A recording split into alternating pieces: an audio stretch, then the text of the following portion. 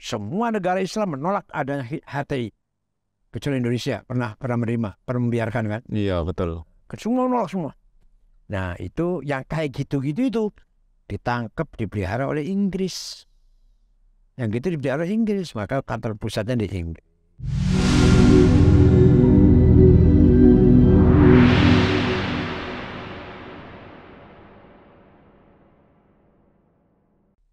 Seperti pada sejarah Bani Umayyah, ada pemberontakan Koromito, Bani Abbasiyah, pemberontakan yang Zunuj, kaum Zunuj, dan seterusnya ada atas nama agama semuanya lah.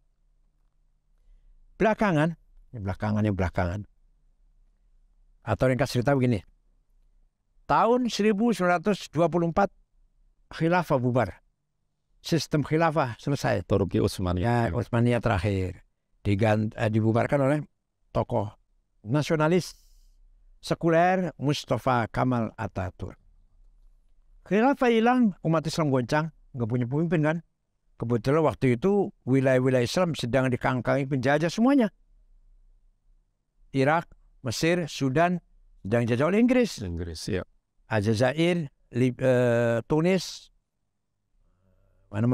Suriah, Prancis, Libya, Italia, Indonesia, Belanda lah. Jadi umat Islam goncang, pemimpin tidak ada, sedang wilayah negerinya ini dijajah oleh para penjajah, imperialisme, kolonialisme. Pertama kali muncul partai di Arab dengan semangat ideologi nasionalis, Partai Ba'ath, Ya. nasionalis sosialis sekuler, yang dibentuk oleh seorang beragama Kristen Ortodok dari Damaskus, namanya Michel Aflaq. Dia bawa konsep nasionalisme dari ideolog Ernest Renan yang Dari Prancis. Jelas dari luar ini, jelas bawa dari luar begini. Nah, menggembleng orang-orang Arab, pemuda-pemuda Arab dari Irak, Suriah, Mesir, semua masuk aktivis Partai Ba'ath. Jamal Nasir, Hafid Asad, Saddam Hussein, Hasan Bakar, Abdul Karim Qasim, dan orang-orang Islam semua. Ya, Jamal Nasir, Abdul Salam bin Jalud, Muammar Gaddafi, Jafar Umeri, Habib Bourguiba, Shadli bin Jadid, bin Bella dari Aljazair itu. Semua yang sebut namanya tadi, yang sebut namanya itu aktivis Ba'ath, nasionalis sekuler, sosialis, nasionalis sosialis sekuler, yang ingin merebut kemerdekaan dari para penjajah. Jadi saya sebut namanya ini tadi aktivis nasionalis sekuler. Sudah tidak peduli dengan agama, tidak peduli dengan agama Islam. Mereka Islam, tapi tidak peduli dengan agama. Maka orang Islam membentuk partai Islam, namanya Ikhwanul Muslimun, tahun 37. Yang bentuk ulama Al-Azhar, alim, mutawassit, moderat. Orang Al-Azhar pasti moderat, ahli sunnah jamaah. Namanya Syekh Hasan Al-Banna. Ini untuk mengimbangi yang sekuler. Ayo bangkit, pemuda Islam harus bangkit, umat Islam harus bangkit, ayo bangkit. Sadar. Kita jangan tidur. Walaupun khilafah udah bubar, sudah nggak ada khilafah, ayo kita bangkit. Cari jati diri kita lah, kira-kira itu lah. Tahun 40 ada aktivis Ikhwan pemuda membunuh Perdana Menteri Mesir. Namanya An-Najrasi yang dibunuh itu. Itu Hasan Banna marah. Bukan ini yang saya mau bangkit. Bukan ini perjuangan, bukan. Berjuang bukan membunuh, bukan teror. Dan kamu tuh bukan bunuh Najrasi, kamu tuh bunuh saya, hakikatnya. Karena sebagai pemimpinnya. Ya, betul. 1,5 tahun kemudian Hasan Banna dibunuh. Dibunuh sungguhan. Nah, dibunuh. Hasan Banna ketua Ikhwan. Penggantinya lah ini. Hati-hati, orang masuk penggantinya kadang-kadang yang beda ya. Alhamdulillah kalau NU berganti pemimpin, berganti roh Islam, tidak bergeser dari Ahlussunnah wal Jamaah moderat. Dan penggantinya Hasan Al-Banna bukan dari Al-Azhar, tapi dari Cairo University. Bukan dari Universitas Al-Azhar yang Islam terkenal itu, bukan. Katakanlah bukan Ahlussunnah wal Jamaah adalah, yaitu namanya Sayyid Qutb. Sayyid Qutb tulisannya banyak, tapi yang jadi pedoman namanya Judulnya bahasa Arab Ma'alim fit Thoriq. Tanda-tanda kebenaran, petunjuk kebenaran lagi gitu. Isinya, ada isinya nih. Ringkasnya. Apa saja yang datang dari luar, bukan dari Islam, jahiliyah. Kalau jahiliyah harus kita tolak. Tauhid, kafir. Apa itu yang dari luar Islam? Komunisme, ideologi komunisme, jahiliyah. Ideologi kapitalisme, jahiliyah. Sosialisme, jahiliyah. Nasionalisme, kebangsaan, jahiliyah. Demokrasi, pilihan umum, parlemen, jahiliyah. Partai politik one man one vote, Jahiliyah juga. harus ditolak oleh itu bukunya Said Qutb. Nah ini yang dikaji di kelompok-kelompok tarbiyah di setiap perguruan tinggi di sini di Indonesia. Kelompok tarbiyah di Undip wonten, ada di Undip, ITS, ITB, IPB. Nah dari sinilah radikalisme terstruktur, tersistem. Punya sistem, punya aturan, punya pengarah, punya strukturnya, punya pemimpin, Ya, pemimpin, ya, ideologi. punya ideologinya. Ya. Ikhwan Muslim itu tahun 42. Berjalan terus, sudah barang pasti bentrok dengan pemerintah. Pemerintah itu Jamal Nasim. Karena dianggap tauhid dari Jelas. Tahun 65, ringkas kita mencoba kudeta. Gagal. Tahun 65. Tokoh-tokohnya 7 orang yang besar-besar digantung di Tahrir Square. Said Qutb, pemimpinnya. Hasan Hudaybi, Umar Tilimsani, Al-Ashmawi, Zaki Muhandis, pemimpinnya tokoh digantung jadi tontonan rakyat oleh Jamal Nasir. Ikhwan dibubarkan, dilarang. Ikhwan dibubarkan, muncul organisasi lebih radikal dari Ikhwan.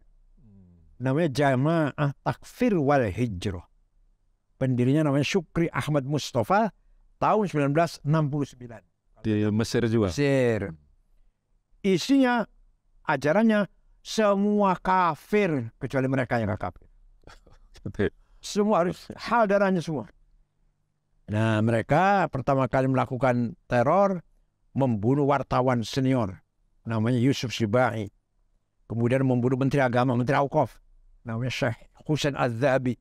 Puncaknya tanggal 3 Oktober tahun 1981 membunuh Presiden Mesir Muhammad Anwar Sadat. Ya. Yang membunuh, yang eksekutornya adalah Sersan Khalid Islambuli, yang terang-terangan konvoi turun dari mobil langsung menembak. Langsung tembak. Kemudian ini tetap bergerak, takfir ini bisa masuk ke beberapa elemen masyarakat yang pada 2 tahun yang lalu pernah melakukan ngebom jamaah sholat Jum'ah di kota Rafah di Ar. Semua mati semua jamaah sholat Jum'ah. Itu namanya takfiri. Terus kemudian ya sudah titik dulu. Soviet menyerah Afghanistan ya. karena ekspansi lah. Ya. Uzbekistan, Tajikistan sudah dikuasain kan sudah. Turkmenistan sudah, dengan Afghanistan, Pakistan. Ini gitu Soviet yang mau kita aja tadinya. Nah, Raja Fahad membuka mujahidin. Ayo jihad melawan Soviet. Ayo daftar semuanya, dibiayain. Dari Indonesia berangkat, dari Pakistan, dari Saudi banyak, dari Mesir. Di antara Mesir yang berangkat Ayman Al-Zawahiri. Ringkas cerita. Mujahidin dilatih oleh Amerika. Dilatih ngebom, dilatih apa aja, dilatih perang. Merangkak menghadapi Soviet dan ya. Soviet lari. Soviet lari, meninggalkan Afghanistan. Raja Fahad memanggil-manggil. Bubar, sudah pulang. Bubar. Mujahidin bubar. Yang bubar banyak, yang pulang banyak. Tapi yang tidak pulang juga lebih banyak. Oh iya. Kan Al-Qaeda. Di situ jumpa antara Usama bin Laden dari Saudi, orang Saudi Usama bin Laden, dan Ayman Al-Zawahiri, jamaah takfir dari Mesir tadi. Membentuk Al-Qaeda, mengarahkan senjata yang tadinya didukung oleh Amerika untuk menembak Soviet, katakan. Iya, sekarang Soviet. Peluru ya. Senjatanya, moncong senjatanya datangnya ke Amerika. Itu Al-Qaeda.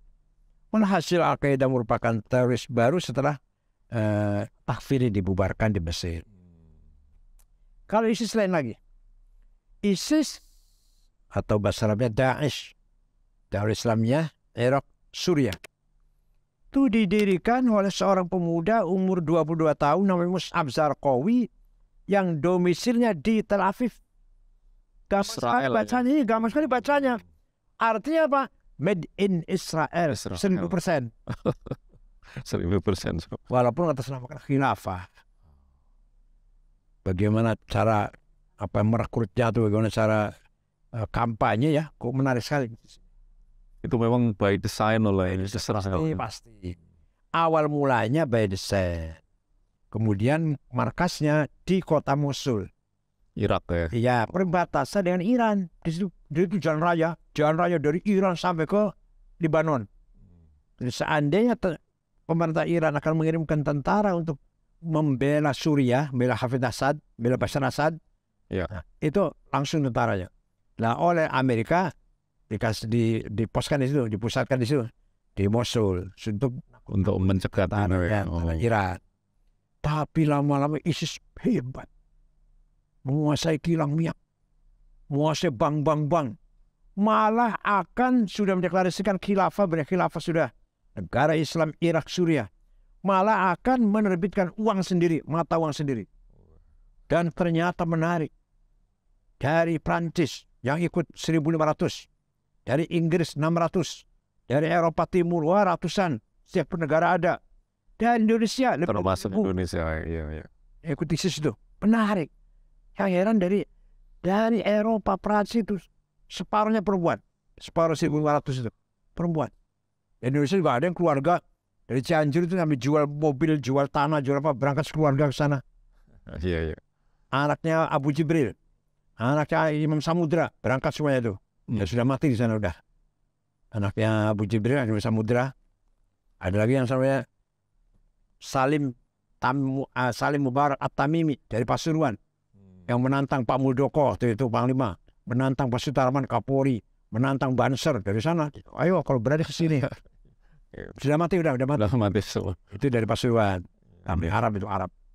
Walhasil, secara kesimpulannya, semua by design dan tujuan untuk mengadu domba, memporak-porandakan umat Islam.